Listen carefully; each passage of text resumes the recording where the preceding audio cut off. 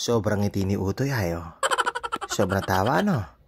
Mukhang maganda at ang kalalabasan na. Okay, so dito ay gupit tayo ng burst fade. Ito ang request ni Utoy ay. Ang buhok niya ay medyo parang nasunog sa araw eh. Okay, so gumamit ako ng number 1 guard. Dito ay para magkaroon tayo ng mabilisan bang shortcut. Agad tayo ay clipper overcomb. Tapos ay lining agad sa ilalim. So ito ay paspasan ano.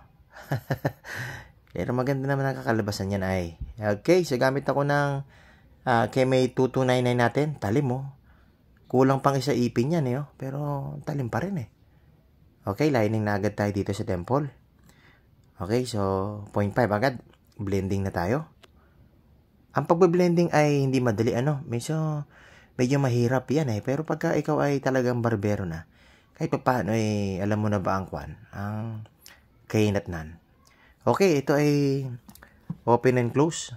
Laro lang tayo ng konti rito para makuha natin ang tamang timpla. Okay, so nawawala ng guhit-guhit oh. Okay, so maya-maya ay masakit na ang batok na itong si Utoy ay. Well, patagal yata sa payday. Ayun, no? Okay, so detailer ako dito. Siya nga pala sa mga nagtatanong ay itong detailer ko. Chinon ito. Chinon. Binili ko ito dati ay last 2 years ay mga 1.6 ba. Heavy duty dito eh. Maganda rin itong klase na ito. Kumbaga, may gigil ba. Okay. So dito ay gamit ako ng number 2 na guard. Tansya lang muna tayo kung medyo manipis kasi ang buhok ng Utoy na ito eh. Okay, so ito ay 1.5. Tansyahan lang ba? Okay, so lining na tayo dito. Ayun no. Medyo manipis ano. Ang buhok ni Utoy. May ito rin siyang may palatandaan ng guwit niya. Ito pala yung batang ito ay nagupitan ko na dati. Bumalik sa akin ng bata ay burst fade din. Kaya lang medyo ibang burst fade daw ang pagkakadali ko. Para ba semi-mulit ba? Ito ay medyo i-burst fade natin talaga ito. Para naman maayos-ayos naman ng kaunti.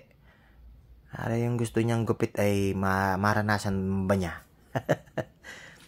Okay, mag-iwan tayo ulit ng lining sa baba para medyo shadow ba. Ito ay patuloy na pinapractice pa natin. Dahil hindi pa naman tayo pro. Araw-araw practice hanggang sa makamit ba natin yung tamang blending ba. At yung ganda ng ating Okay, dito ay lang ako, open and close ba? Laro lang tayo. Para medyo ba, blending na. Ang fade na ito ay. Okay, so ito ay plangketa. Hindi naman kadalasan ito ay tumatapos. Pero para sa akin ay, ang plangketa ang ay, pumipinishing sa akin ay. Okay, shoutout muna kay Dandilio Centino. Pa-shoutout po, magkano po yung hair clipper nyo? So nasagot na natin ito ay. Kay Suave Sanugan. Shoutout sa iyo, brother. Salamat po sa patuloy na suporta. Okay, bigyan natin ng guhit. So, saan natin lalagay? Dito ba o sa bandang taas o sa ilalim? Okay, siguro dito na lang banda, no? Sa bandang combat. Tenga, para medyo Iyon, doon na lang tayo, Doon na lang tayo tumapyas. Okay. Okay. Ito ang ating, finished product. Ito ang burst fade ng ni Utoy, oh.